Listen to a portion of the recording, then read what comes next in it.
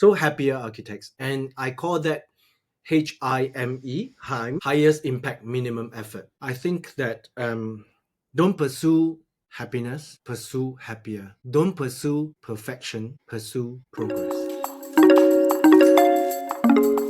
Welcome to the HAUS podcast, your go-to space where design, cognitive sciences, well-being, and business come together.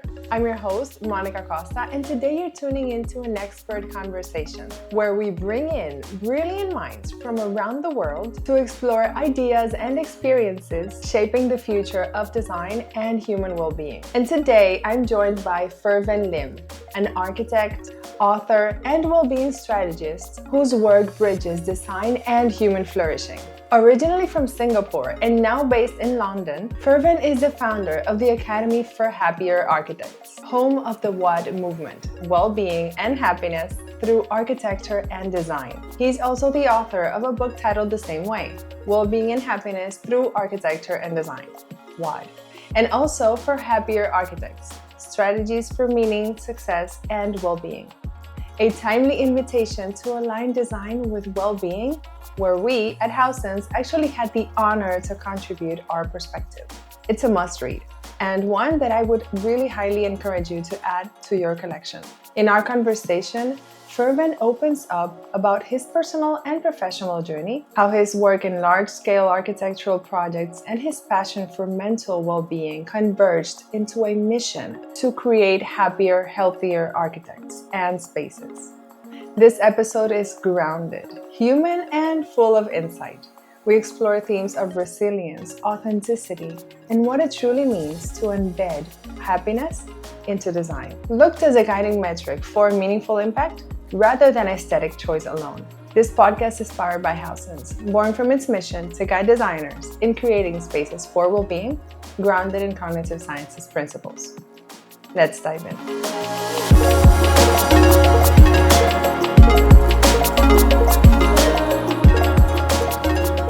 So, Frven, if we stripped away every title and every role that you have and that everyone knows, who would you say you are at your very core? Who I am at my very core, I think deep down inside, I am just like anyone, a human being who is trying to make some sense of us being present in the world. And the difference is each of us are equipped with different gifts. And for me, is perhaps two things: an interest in design, and of course, through my profession, the aspect of design, which is architecture, an interest in it, a fascination, a passion about it, but an interest in how the world could be a better place so that everyone could lead a healthier life. Everyone could be aiming and striving towards a state of being happier. And the part of me that is wanting to do this is both a designer and architect, as well as, in a very generic and broad terms, someone who is very keen to teach and to share. Oh, I love that. And I can really relate with that. And would you say like this is something that grew up with you? You've always been like this, or is this something that cracked or that changed through something? Well, not always. I've always, even when I was very little, but the first part, yes. Even when I was very little, I remember when I was 7, there was a local arts competition, and my mum was reasonably proud. When I say reasonably proud, because in Asian culture, you don't reveal much positive emotions or you don't express it. But I believe she was reasonably proud. And I won the art competition at the age of 7. And of course, at different stages, I've always excelled and done well in sketching, drawing, and even art classes at school. So I've always had that fascination and that passion and that interest to see things and to express and to put it down onto paper. Not so much in writing, but in drawing. But the interest and the passion of wanting to learn and then share about happiness, well-being, that all happened more recently in the last 4 or 5 years. Prior to that, I suppose I grew up in a state of mind where I was driven with a self-inflicted pressure to do well. whatever that means, to do well in academically, to do well maybe amongst a group of friends, so that people will recognize me. I wanted to be that sociable person. I will be the joker. I want to crack jokes. I want to have my voice heard. Some people describe it as a Leo characteristic, but regardless of that, that was just me. I wanted to fit in. I wanted to be liked, but I always thought that the way to fit in, to be liked, was to stand out, was to be amongst the better performers. So I think that was the beginning of how I always strived to be amongst the top group. It was not important for me to be right at the top, but it was important to me always to be in the leading group, amongst the Yeah. top band, because I knew that that was how I could get somewhere in society. But I suppose that inflicted a very long term stress and pressure on myself to always sacrifice everything else in order to perform well. And in the recent years, and of course, as we grow older, perception, thinking, life philosophy changes. You start to question more, and that was when I did my reckoning, and the epiphany was that, hey, maybe it's okay for me to not be always in the better group, but in a way, um, by not being in the top league, it also allows us to learn from failures, to learn from the fractures in our life. And insofar as as much as I went through an episode of depression, suicidal kind of state, I interestingly see that as a turning point of how my life could become even more rich and happier. Yeah, that's where I was going now because I know that you've been very open about your personal journey with mental health, and I would like to know how would you say that experience shaped your worldview and your creative path? Because I think there's a before and after with Mm, this, right? mm, mm, mm. I think for the before state was very much focused on trying to excel and be the best performer, and to get people to understand and see me as a credible, established, and a successful architect. And but then what happens is that we can't win it all when we, if you steer towards white, then you have to move away from black. There are Yeah. and using that as an analogy, I believe that we it's much better to be constantly in transient, in the gray zone. So on certain days and certain aspects of our life, we are more white and less black. On certain aspects, we are more black and less white. Maybe a image comes to mind, like the yin and yang kind of Yeah. one flow, the diagram, right? One Yeah. flows into another, and it's striking harmony. But in during the pandemic, when that most severe point happened, when I reached the deepest, darkest moment of my life, literally, um, Yeah. it dawned on me that the privilege and the good fortune I had, which was to have earned a scholarship to study abroad in the UK, coming from a real working class family, not having the means to travel abroad for holidays Hmm. prior. Um, I was so lucky and to be blessed with this opportunity, and in a way, to have kind of led a career, a professional life of excelling and being given loads of opportunities, but at the same time inflicting constant chronic pressure to the breaking point, was also maybe sounds ironic or sounds a little bit weird, like almost like a good fortune, because it's the sequence of events of how I've accumulated experiences, both in the business world in terms of leadership and in terms of design, involvement and projects, getting things built, to realizing that life is so much bigger than our professional endeavors, right? So, and it then allowed me to have the means of sharing how these two things can become relevant in balancing one another. I mean, in a way, what I want to do is I want to be, if I could go back in time, I want to be the present version, going back in time and um, giving insights to the younger me, so that I would actually enjoy work and life even more, but without compromising the chances of succeeding. Yeah. You can kind of win it all. So I want people to win it all. I want people to kind of find ways, or become inquisitive, have ways of doing more in less time, and through the time that one saves, to really invest what you have found. You've stolen some extra time into relationships, into your own personal self-care, and to overall like kind of embracing well-being as a lifestyle. Yeah. And before we get into your work, which is very, very interesting, actually, I would love to know, because now that you've gone through all this, you have your own perspective of well-being and what it actually means. Mm, And I think that that's what led you to actually help others reach mm, their own meaning of well-being. Because, as mm. I always say in the program and everywhere, well-being is very subjective. Yeah. So, understanding that, what does well-being mean to you personally? Mhm. Okay, great question. Well-being, to me, well-being is a subset of the larger and the even more abstract word of happiness.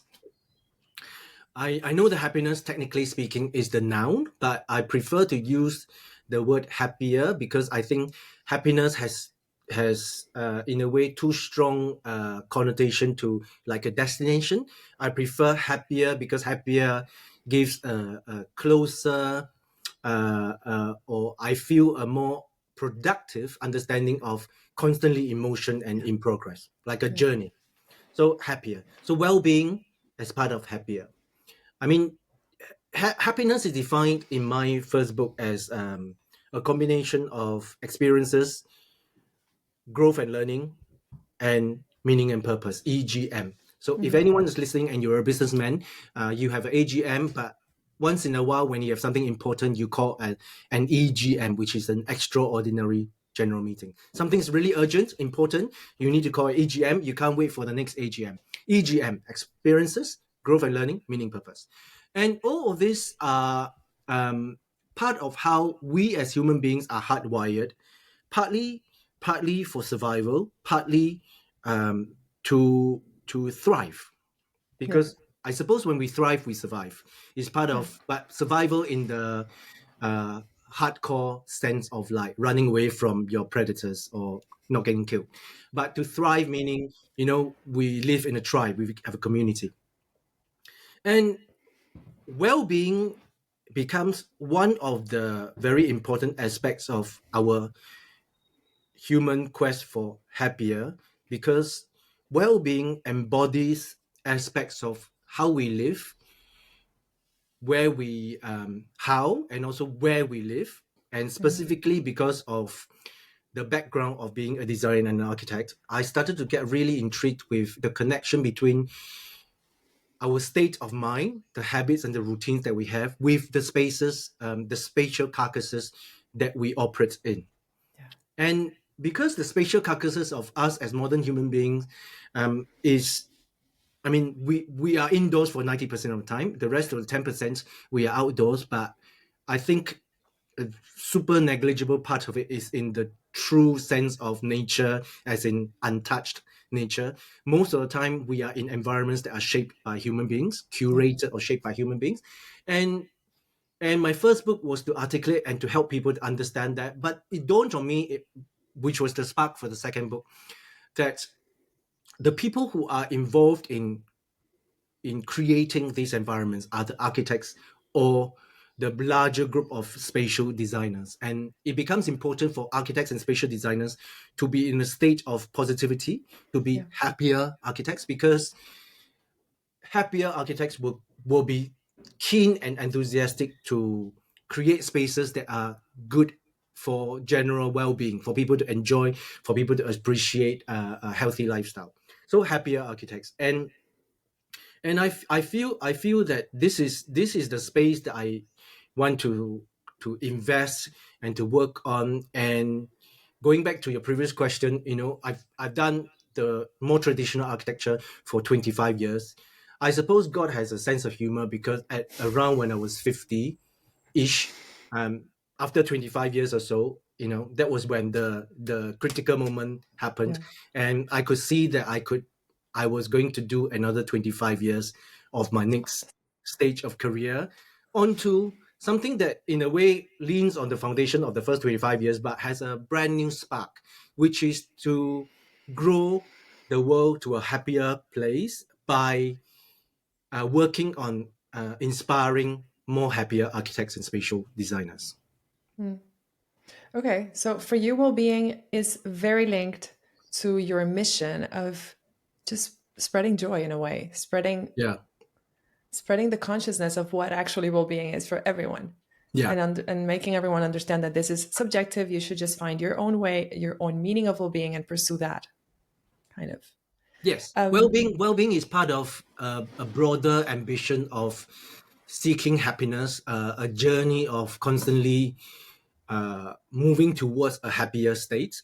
But yeah, the happier state manifests itself at three levels: the experiences, our constant journey of growth and learning, and the way that we as human beings exist in a tribe or a community, therefore meaning and purpose, the way we serve and we could help others.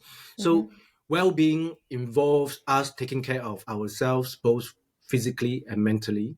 Physically is easy to understand. Mentally becomes a little bit tricky because the way the brain works is unless there is pain, we are we are um, we have very little impetus to do something about it, and that stems from survival instincts because we will avoid something if it was going to hurt us or we might die yeah, by doing or being there. But when you tell someone, or if someone learns that there is something that is going to bring joy, that is understood, but it embeds at a more shallow level because we could still survive. We're not, our life is not threatened. So we place a lot more emphasis on the negative aspects, and that's the negativity bias, which then makes well-being, an advocate for well-being, a harder piece of work than someone who can use scaremongery to nudge people towards moving away from danger, right? yeah, So well-being is very interesting. I think well-being we've got so much work to do with the communication and the education of well-being because um, when we are in a happier state, that's when we have an elevated likelihood of success. absolutely, absolutely. And you mentioned being in a constant chronic pressure when you fell into this loop of mental health. Um, I know that you've worked in luxury projects and thousands of homes. Does this, do you relate this world of being in the loop of work and architecture to urgent, let's say, shift towards a more human, emotional, spiritual dimension in your I work? think I think the earlier version of me was can be summarized via this little graphic that I shared some time ago in one of my social media posts. Basically, you have me sitting at the computer working, but you've got this bubble describing a beach holiday, Mm. right? And then the next picture is like me lying at the on the lying down, relaxing at the beach. You've got this bubble thinking about the computer kind of Yes. drawing or an architectural plan, And what happens is that what happened for me was that the mind was constantly busy in trying to pursue something that was not the present. Yeah, elsewhere. Um, what's more important is if I'm at work, I should find a formula to be enjoying and focusing on the work in the least period of time, and I call that HIME, highest impact minimum effort. So you should always find a way to, in the small chunk of time, i.e., time and effort and energy, derive and achieve the most. In some ways, that's the meaning of productivity.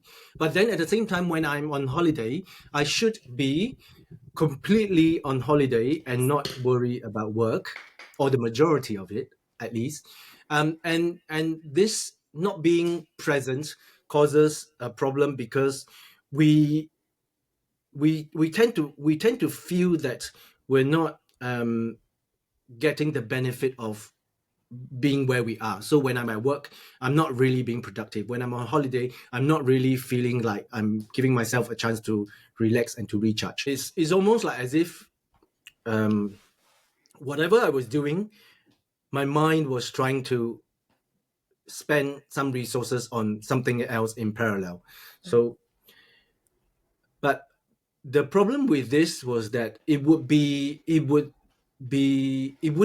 completely unhealthy if it was not over a long period of time. But try doing that for a extended period of time, and it becomes this modus operandi whereby we're never really fully present at any one thing at all. Yes.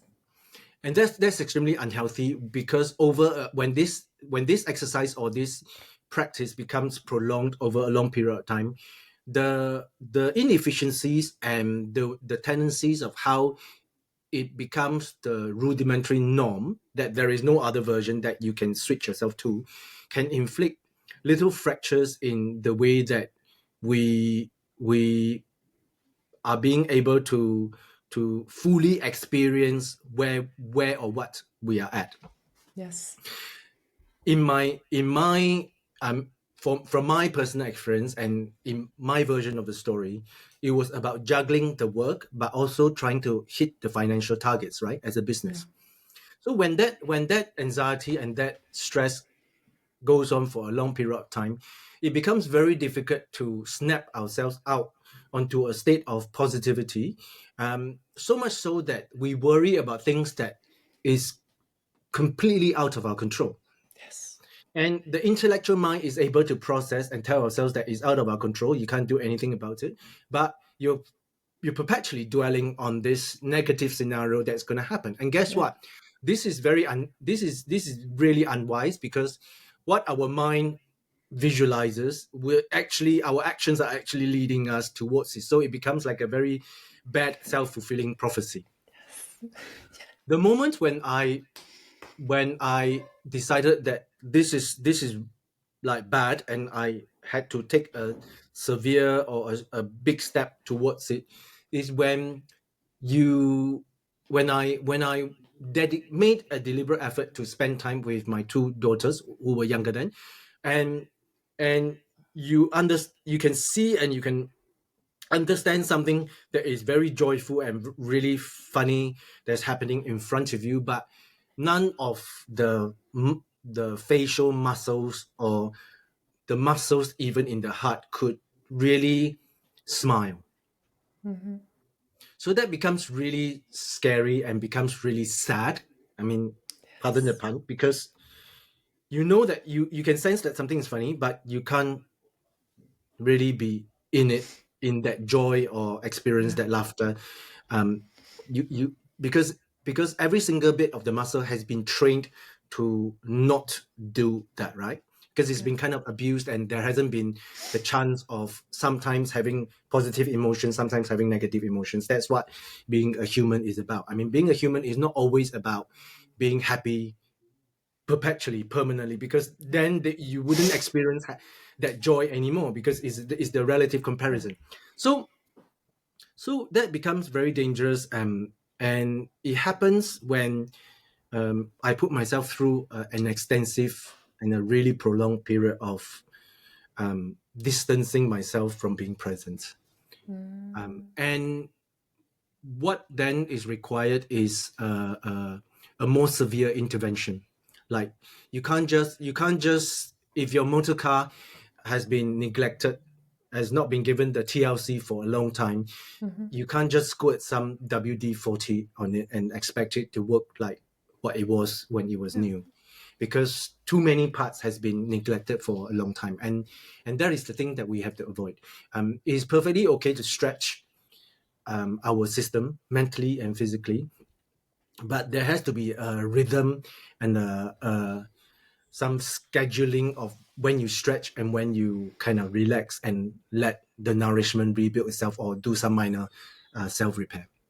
Yeah. And on what you were saying before, it's like that feeling, I know it very well. And that's one of the reasons why I started in this journey of well-being as well. Yeah. The you seeing your kids laughing and you find it funny. you find it something that you want to be part of, but it's something that you just cannot. It's like you're in a cloud looking at it from the, I don't know, from somewhere else, and you're not there. You just cannot integrate. Your body's not allowing you Yeah, to, even if you want to. yeah. It's such a I horrible found feeling. I found I found a way to describe it to someone who is fortunate enough to not have come close to this experience. Mm. I described to them that imagine if someone very close to you has just passed on. Suddenly, you got a phone call, unfortunate heart attack or something. Someone that you're very close to has just passed on, but you happen to be with your closest friends and you're enjoying comedy. Mm. So, as much as your intellectual mind is able to process the comic content that is funny, but you are not, you're just not in the mood Yes. to appreciate that humor and to laugh and really, but you know that something is funny, but you're not in the mood. And Yes. the state of depression that I was at, um, which was crippling, was when this sense of sadness was there Constantly. continuously, constantly. Constantly. And, Yes. and I wouldn't wish it on my worst enemy. Yeah. It's the worst. Yeah. It's the worst. So you would say that this found you consciously, like you found it, or that it actually came through your experience? Like, was it a flow, or was it like, you know what, I'll just take the decision to shift? Yeah, good question. So this then touches on an aspect of what we, especially architects and spatial designers, but more so architects, has um, has been taught to acquire in us, which is extremely unhealthy. And the what it is ego and pride. So for us as architects, even if we didn't have a high ego, and when we started our journey as architecture students, we were taught that Yes. you have to stand tall and defend your ideas. you know you couldn't the tutor doesn't teach us that if at the point when you're presenting your idea, you realize that your idea sucks and that you made the wrong assumption, by all means admit it and then get into the conversation of how we can move on from there. Somehow, I'm not even sure whether the tutors actually said it, but somehow we learned from our seniors that you have to stand there and pretend and defend. And that years and years of this training taught us that we have to present ourselves as confident, um, very close to arrogant, kind of professionals who know what we're talking about. And even if you don't, make something up on the spot so that we could defend and stand tall and be the successful designer. And I think long periods of that training, and also even through practice of having that you know acquiring and also reinforcing that persona of how the image of the identity of an architect got me. I mean, I think it applies to many people, but I would use my own self as the subject person to describe. Got me to for the longest time want to brush the anxiety and the negative feelings away, put it under the carpet. So, for example, I could have my worst day, but if I was going to meet my client, I have to splash water on my face and freshen up and make myself look presentable, confident, and to know what I'm talking. Because if I do not present myself as such, then how would I convince my clients to To work follow with you. my advice, right? To work Yeah. to work with me, right?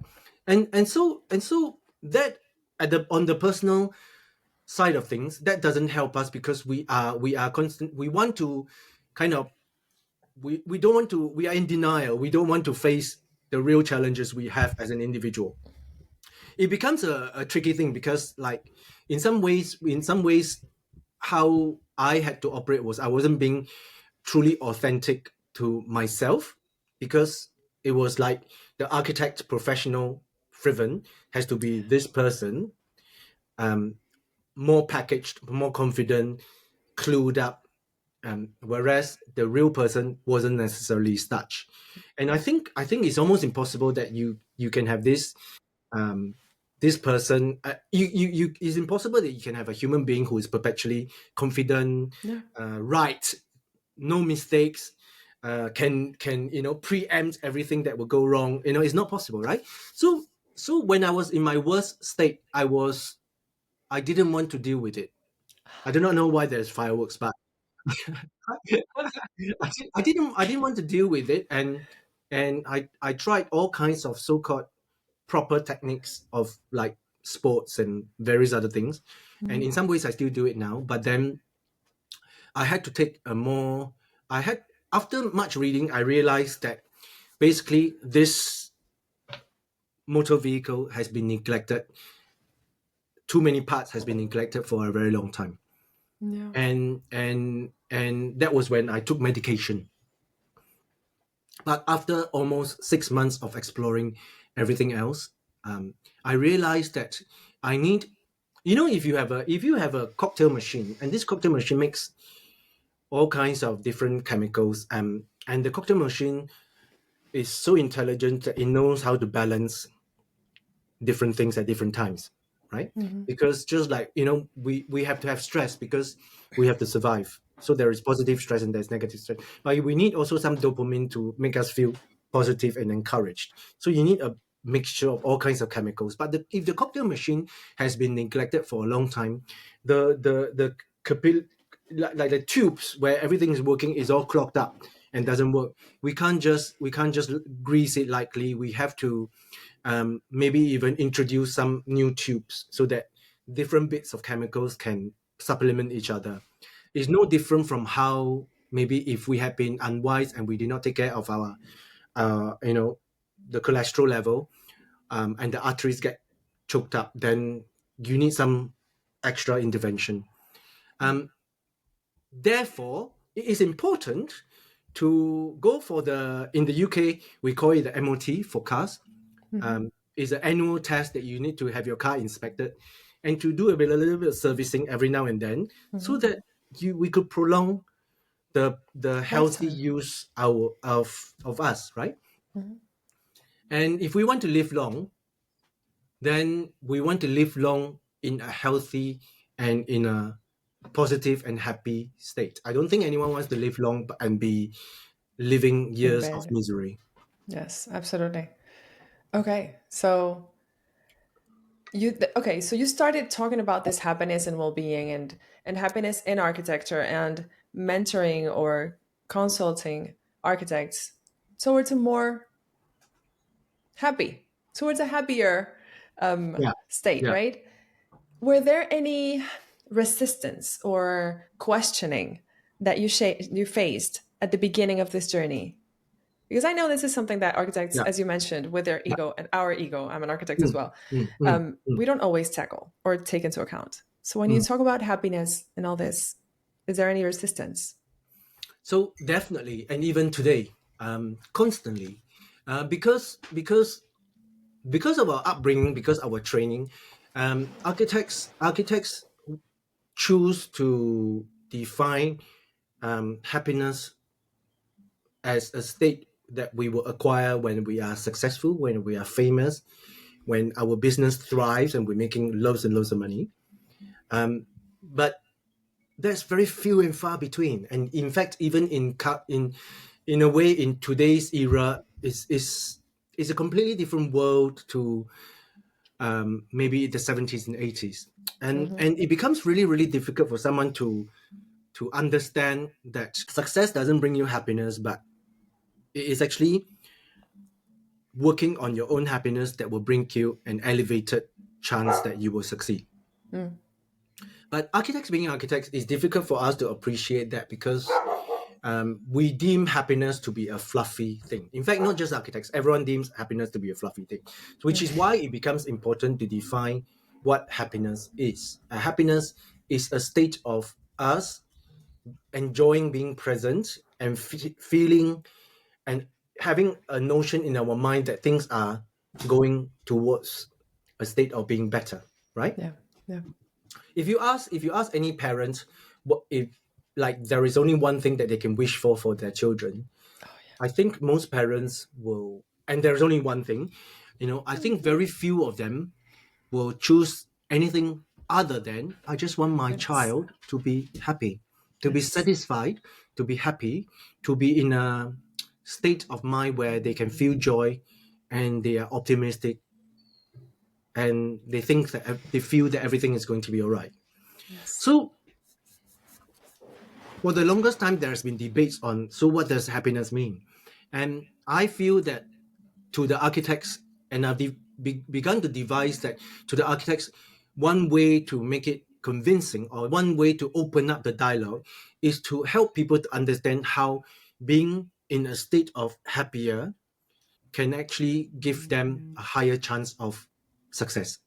Because Yeah. in some ways, people want to be successful, but they had the wrong concept that being successful would then bring happiness. I mean, that's completely false. It's been proven.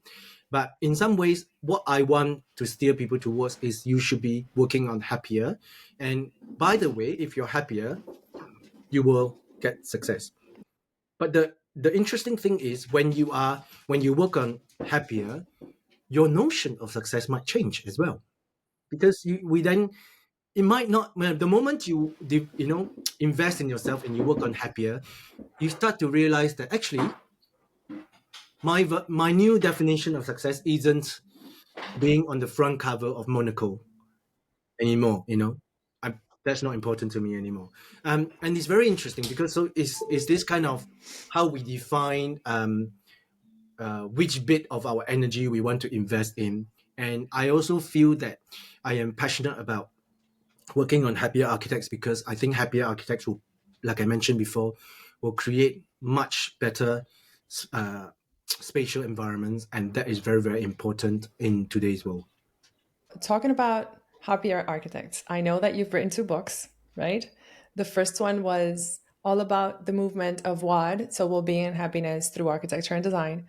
Mhm. And now you're talking more about happier architects. Did the journey of writing these books help you in any way? Were they healing or challenging or maybe both? What doors did that open to you? Yeah, I think the first book was my first endeavor into trying to be an author, to write something down. For the longest time, I've throughout my life, I've done very little writing. Perhaps Hmm. many of us are more drawers than writers. And the writing really helped me because it opened up this what journaling is about. So if you my first book was pretty much a hybrid between a personal sharing and um, to make more open this understanding of how spaces has a direct impact on an individual's state of well-being and happiness. So what it did was it really made me go deeper into the why. What was it that was causing all these forming the relationship between spaces and the state of well-being or happiness? And it allowed me to invest. I mean, writing the book steered me to the need to investigate and to read up about neuroscience and how our brain works and how perhaps because of the way and the need of survival through evolution, we had to coax our mind into um, processing information in certain Hmm. ways, and that gave certain clues to why some certain kind of spaces and environments are more comfortable and more comforting, and why maybe in some other interesting cases you could actually create spaces to accentuate a heightened sense of fear. And like in the case of a museum, when you want to make people have that feeling of something horrible that has happened before. And this then gave me plenty of confidence in sharing and talking about the relationship between well-being and happiness incited by uh, um, spatial spatial attributes. But I also realized, like I mentioned before, that as much as the first book was to share with people at large, it was important to for me to work on uh, inspiring or in the very least tickling the curiosity of architects and designers so that they will be intrigued and see this as one of the unique offerings that an architect can do, especially in an AI digital environment, whereby the specific task of producing drawings, the specific task of generating forms, or specifying materials, or defining technical details can be done by machines if we know how to train it well. But the human being has to unlock and truly understand how your clients or the people who will inhabit the spaces will experience the space. What is that magic formula that really makes the difference? And we, if we use technology wisely, we can save time on the production stage aspect Yeah. of things, and invest more time into understanding about humanity, more time into understanding maybe to different people who are from different cultural backgrounds, what are the things that matters more for the experience of the space Yes. to be a positive one. Yes. Absolutely. So if you were to say, talk about these two books, if you had a person open, like pick one of your books and just open it, where would you want them to pause and really feel what you're saying for each of them? I think for Happier Architects, let's start with Happier Architects. So Happier Architects, as you know, because you're involved in Yes. the book, Of has four course. parts, and I think it's very interesting because it was an experiment. So in I would suggest, I would be very if someone were to say I've only got a brief moment, where should I dive into it for Happier Architects? I would say go into part three, the stories, and pick something that stirs your curiosity. Hmm. And for example, I mean the stories that I share in there, when you've got like only 4,000 weeks in your entire life, or Oh, yeah. visualize your life as a rubber band. It I think for most people it stirs some curious questions. Um, And sense of and urgency as well. yeah, sense of urgencies. How maybe this very moments where you are at, how you're spending this week or this day could Yes. there becomes there is a trigger for one to reflect and not be in a state of going through the motion or pursuing something that might not be the real thing that you want to attain in life, right? Yes. So you start Yes. to prioritize what we in each of us values more. In the first what book, I suppose the thing that I always I would suggest people to go and check out would be the small little chapter, or a few paragraphs on small but big, because often at times I think many of us as human beings, we stop ourselves from doing anything, um, especially when we feel that there is not much that we can contribute or do. So it could be about changing your lifestyle. It could be about starting a new routine to be a healthier person. It could be about Mhm. contributing to your local community or your society, or even making a dent in the world. It sounds really abstract and it sounds really audacious, like make a dent in the world. But if you're nobody, what kind of dent could you make? Don't be silly, right? But it could be the smallest dent, but the smallest dent is the beginning of a bigger dent. So Mhm. trying to change your lifestyle, even like the smallest tweaks in how you spend half an hour when you're at work, could be the beginning of a bigger thing that you could um, do to yourself, in a positive way. So small but big. And Mhm. part three, one of the stories. I love Thank that. you for the And question. of Yeah. course, I mean, there's something about your books. There's something so. Um, I have them both, by the way. Actually, Yeah. you sent me the first one again. I have it here, so I have now two. I'll see if I can gift my first one to Yeah. someone else. That's a good idea. Yeah.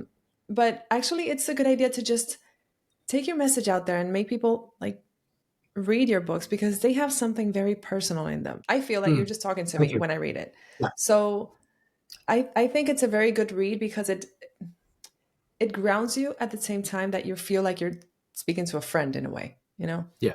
Yeah, They're very that's great. insightful in that sense. So Right. yeah, that's why I asked. So I Excellent. know that you've created the Academy for Happier Architects, right? Hmm. Hmm. I'd love to know what patterns or needs have you seen that arise most in the professionals that you coach? And when I Hmm. say professionals, I know that we've been talking about architects all the time, Mm. but I also know that when you say architects, you mean designers because Yeah, not spatial always. designers. Hmm. Yes. Hmm. So, Hmm. what are those patterns that you see like bothering more or being there more present that you would like to tackle as a coach Hmm.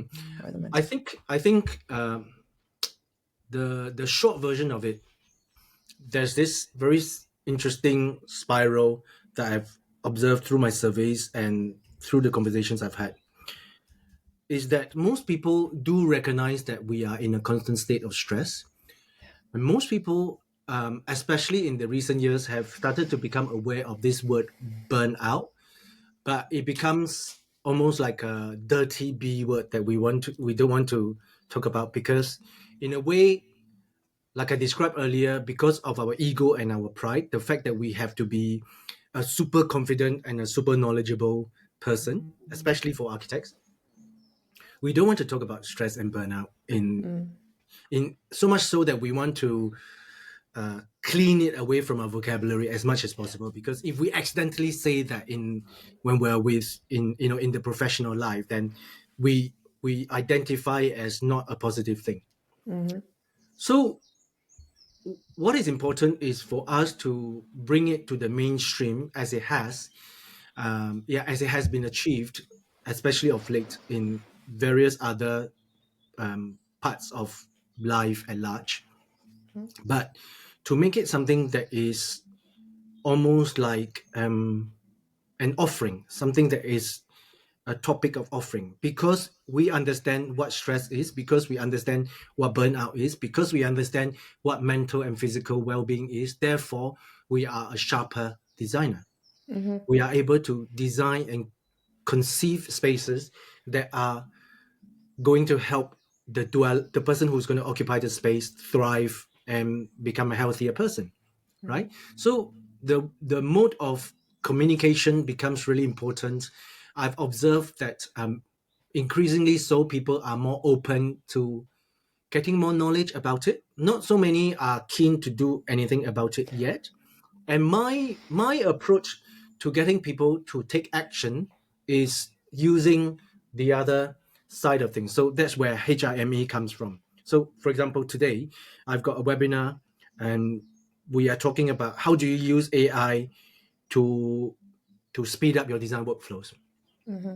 Okay, it seems really weird because on the one hand, I might be trying to, I might be advocating or telling people how important or how precious it is for us as human beings to take care of our well-being. But what then is needed is also for each of us to find the time and the space to place a little bit of attention to the self-care and the Yes. thought of how well-being and happiness is an important facet of life. And the way to find a little bit of time is it coincides with the current Yes. disruption of AI, because if you start to be very systematic, so architects are, as much as they are proud, they have a high ego, architects are also mostly very intelligent. We're very good at processing situations and look finding solutions. But if we make good use of that, then the ones who are brave and decide to take action in using technology to quicken the process without compromising design integrity or authenticity Yes. of what they actually want to accomplish. But it's like, I suppose it's like if you want to type a letter, and you know that if you want to send a letter out, then you wouldn't be you don't dip your the same thing as what Shakespeare would have used long time ago, and then you write it on a piece of cloth and you send it via the pigeons. You would use you use technology to do the same thing. It Mm-hmm. using a computer to type your letter does not make your words carry less meaning, because it's just an instrument, it's just a device.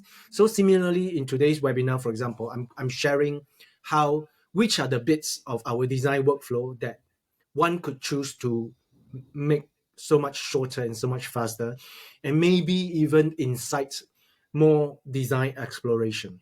But Mm-hmm. the intent of this isn't so much to enslave us to AI or to be someone who is advocating or celebrating technological advances. I am interested in how a practitioner can actually save time and to use the saved time For to, them.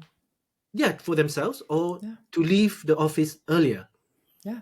And to be right? with their family and to Yeah, exist as a yeah, person, not as a to worker. become a happier person, and then a happier person starts to be more creative in how you use technology to Mm-hmm. save time, and then you go home earlier and you become a happier person, and a happier person uses technology. Oh, hang on, I'm just repeating the cycle, but that is the positive loop that I thought I wanted to see if I can create a little bit of a cultural movement in how the ones who are more open-minded might perhaps become successful as well.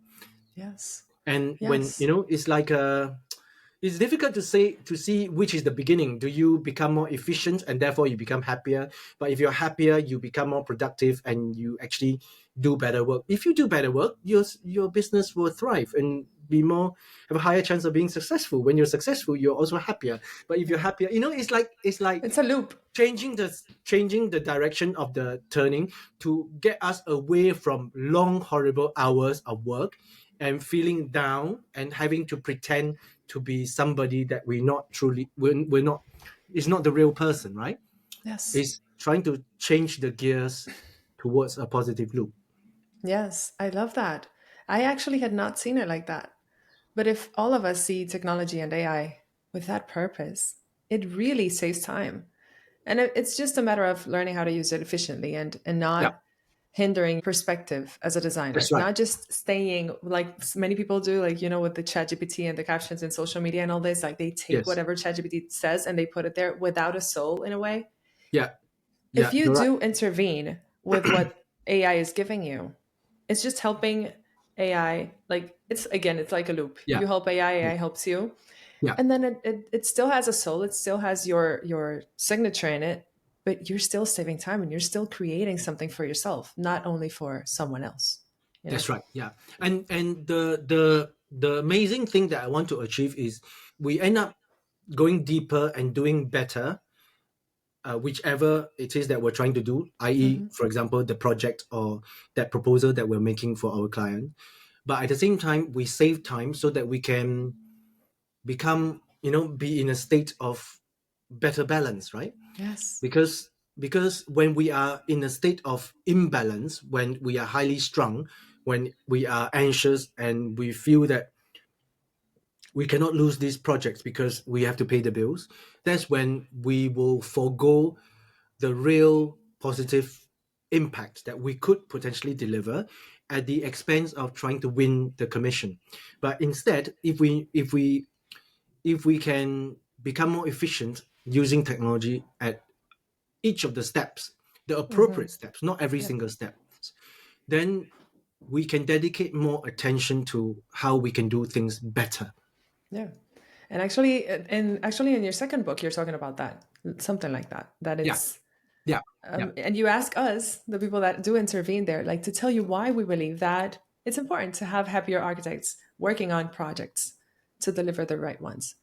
So if we take into account that our, let's say, upbringing as architects do make us harsh in a way and do Mm. raise our ego and all this, how would you say we should begin to work on shifting the industry narrative from performance and perfectionism to more purpose and self-trust? Mhm. The way that I see it is that because we operate, even for us as a profession, we operate in a different world. So in today's world, is no longer an edge to be able to produce a certain kind of design, because every single kind of style or level of detail or materiality Mhm. can be produced by someone else who is willing to invest a little bit of research into that particular genre. So what differentiates one architect from another? I think it goes back to something that is more basic, which is the bond and the camaraderie that one can have with your clients. Whether your client is an individual homeowner or Mm-hmm. a large corporate, like a massive scale developer, it is the way that one person communicates with another, and there is a feeling of authenticity and honesty, Yes. because your client knows that whatever you can deliver can also be delivered by someone else. What differentiates you from your competitors is the magic source lies in you, the architect, being a human being, an authentic person, and Mm-hmm. you exercising your creativity and your efficiency and your precision in the spirit of what you your name and your philosophy embodies, right? Yeah. So if I would suggest that for someone to want to succeed, it lies not in an exhibition of style or technical competency, but it lies very much in one having going through a process of self-discovery and really being brave about pursuing that particular type of work, um, and that kind of genre under the badge of this is how I am relevant. This is my meaning and purpose. This is Yes. this this type of architectural work or this kind of design work is what I represent, because when I am on my deathbed, I would like to feel that I've accomplished something in this field, contribution to humanity and mankind. And I think that approach gives one a better chance of differentiating oneself and to be a successful architect. I'm not saying that therefore the knowledge and the skill sets, the technical skill sets are not important, but that's almost like a prerequisite. It's Yeah. not a differentiating factor, and therefore, is quite is rudimentary that one has to learn how to be efficient. One has to learn how to utilize and be competent with an ever increasing and constantly moving ahead wave of technology, but that's not the different. That's not the thing that one would stand out. The thing that would stand out is for an architect to say, "This is who I am. This is how I will contribute, and my energy goes into pursuing opportunities in this type of work that I can contribute, and I'm most passionate about it, and I happen to make a living out of it." Yes. And it gives me this sense of joy. That's one of the reasons why we do work with, we call it well-being and mindset in the Mm, first stage in mm, the program, because we cannot go on and teach you anything else and work on anything else in your business or whatever you're doing if you're not settled, as we name it, in your values, in your mm, purpose, and in mm. and understanding your limits and your boundaries. We truly believe it's very, very important. Okay, so finally, Firven, if you could broadcast one message to the world, one that's actionable, grounded, and deeply true for you, what would it be? Interesting question. Okay, let me have a pause and think. I think the it is still coming to this simple but magical word of happier. I think that don't pursue don't pursue happiness, pursue happier. Don't pursue perfection, pursue progress. Oh, I love that. Thank you. That was beautiful.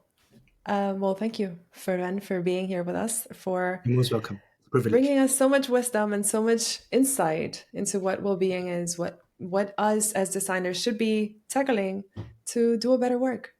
Thank you so much. Super. It's a privilege to be here. Thank you very much.